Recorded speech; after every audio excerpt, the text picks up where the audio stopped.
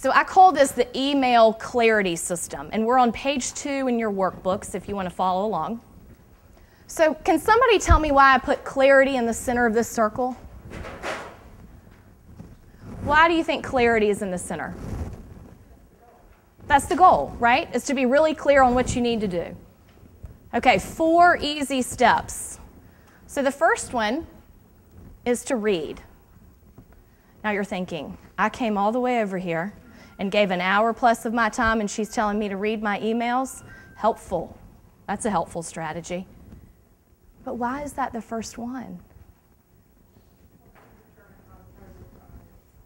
Right, because driving with your knee and reading your BlackBerry isn't really reading email, is it? Standing in line for your coffee and kind of checking it out, and is that reading your email? It's scanning your email. And so if we're looking for minutes in your day to get back, then we've got to stop scanning email. Because as soon as you go to your desk, you're looking at those same emails you just read. And so that's twice as much work. So what I'm going to suggest is that you choose intentional times to read your email. So when you choose to open up the inbox, you're choosing to read it and read it for meaning so that you know what you need to do in terms of your next step. So after you've read it, it's really quick, you decide and you ask yourself 2 quick questions here. What is it? And does it require action? All right, does anybody have their inbox open? Okay, do you have, Angela, an email that you could share with us? It's okay? Sure. All right, will you read it quickly? As Tom noted in an earlier email, there will be a monthly senior staff meeting and a monthly dean staff meeting. This week is the dean staff. Please send me any agenda items you have by Wednesday at noon. Okay, so what is it?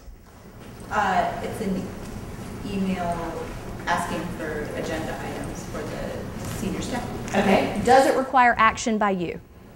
Yes. Okay. There we go. That's how quick decide is. What is it? Does it require action? And then we're going to act. And I'm going to take you through this. And then the last piece is to contain. But let's stick with Angela's email. Come on. So the email came in. And Angela, you said it does require action. Yes. Is this something that you can do quickly? Yeah. Okay, so the first choice in execution or in the act is to do it. And I think of the Nike commercial, just do it. So these are really quick hits. So yes, I'm going to check my calendar and I'm going to attend the Empower Forum. That's something you can do quickly. These tend to be 2 to 5 minute quick hit tasks. If you don't execute on them quickly, they're going to stack up. And so Angela's saying that she can probably think about, she probably has been thinking about some of the agenda items that she wants to include for this senior staff meeting. So she's going to do it. She's going to read that email. She decided, yes, I'm going to do it. All right, let's say Angela's email came in and it wasn't something that required her to do. That it was something that it would be better served if someone on the team did it or someone else. So she's going to delegate it. Well, how many of us have gotten messages that are just forwarded to us that don't have a good subject line? We're not sure what to do with them. And it takes twice as long to decipher what's in the message. So if you choose to delegate, I'm going to suggest that you change the subject line and be really specific about what you're asking that person to do. So let's say Angela forwarded that email to me, and she might say, need agenda items for senior staff meeting. She might put that in the subject line, and then I know exactly I can type mine in and email it back to her. All right, the last one, convert to a task. Someone else have an email that they can read that requires action? Anyone? All right, Michelle, what do you got? Hey, Michelle, please review the agency data sheet and message I'm going to send out to leadership. Just want to make sure this is the proper way to obtain the information. And then she goes on to share her email. So I'm going to read through what she's attached. Okay, so what is it? It's a request Okay. for approval. Request for approval. Does it require action Yes. by you? Is this something, Michelle, that you can do quickly? I won't know until I open the attachment. Okay. Play along. We're going to say no. How about, no, the right answer is no. And I'm like, I haven't told you the right answer, but the right answer is no. This isn't something that Michelle's going to choose to delegate. So this email is like most of the emails that comes in our inbox. It's not one that's a quick hit. It's not a 2 or 3 minute one. So what we're going to need to do is convert this to a task so that you know what your next action step is. So it's really important not to reread messages. I think we're in agreement that rereading messages is not the highest and best use of our time. So if we want to convert this to a task, let me show you guys in Outlook. I'm going to go into mine. So what you can do is you can actually change the subject line of an email. So I've just pulled up an email, Scotland Coval House. I have no idea what this is about. What I need to do is confirm 1 p.m. meeting. So what I did is I highlighted the subject line. Did y'all see me do that?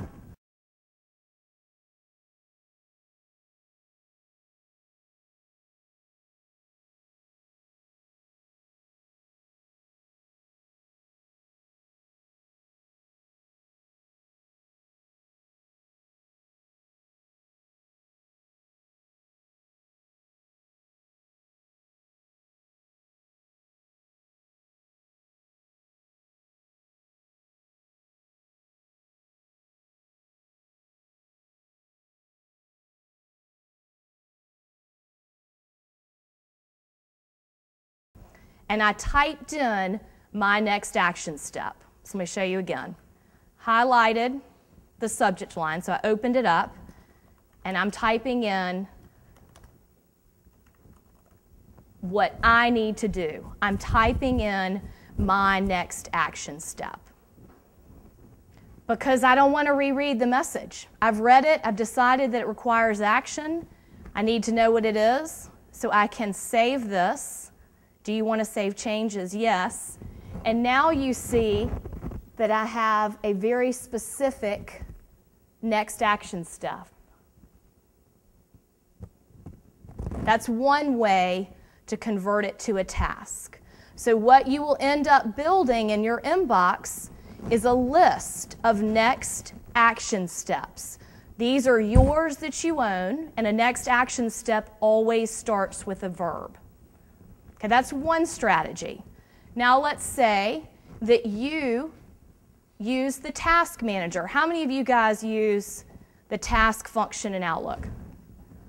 Okay, so you guys are fairly familiar with that if you want to convert this, to a task, so you highlight it, right-click, and drag it over here to the task icon. Y'all tracking with me? I'm going to let it go, and I'm going to have some menu options. I can copy it with text, copy it with an attachment, or move it. If you are just playing around and trying this on as a strategy, I'm going to suggest copy. Copy for a week. This gives us a backup, so just copy. Ultimately, I'm going to ask you to move it, but we're going to copy it here as an attachment. So what has happened is I've taken this email, requires action by me, right-clicked, dragged it over to the task icon. You will see that the subject is the subject of the email. So you probably are going to need to change it to your next action step. I now have all the functionality of the task manager. I can categorize this. I can assign it to people as a delegated item.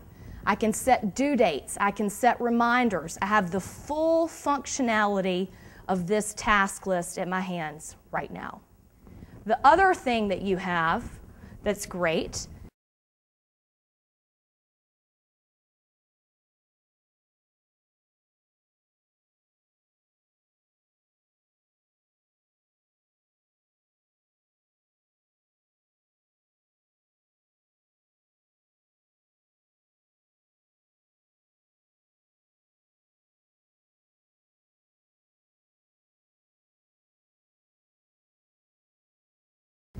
is this little envelope is the email. I open it back up. I'm now back in my email world. And I can reply from here. Thanks, Jan.